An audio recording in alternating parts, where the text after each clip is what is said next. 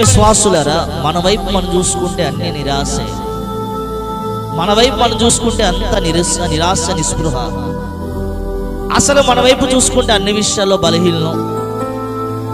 Abraham వైపు చూసుకుంటే Abraham వల్ల కాదు, శారా వైపు చూసుకుంటే శారా వల్ల కూడా కాదు. ఒక మాట చెప్తానండి, మన వైపు మనం చూసుకుంటే అన్ని అసాధ్యాలే, కానీ దేవుని వైపు చూస్తుంటే సమస్తము సాధ్యమంతే. మన జీవితాల్లో మన వైపు చూసుకున్నంత కాలం అంత నిరాశ నిస్పృహ ఓటమే.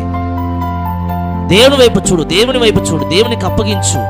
నీ బాధ, నీ సమస్య, నీ వేదన, నీ దుఃఖం ఏదైనా కూడా దేవుడు జోక్యం చేసుకోవాలి, దేవుడు బలపరచాలి.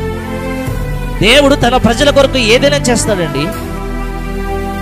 ఇశ్రాయేలు ప్రజలు ఆకలితో అల్లాడిపోతుంటే వాళ్ళ కోసం అంటే దేవదూతలు తినే ఆహారాన్ని ఇచ్చాడు.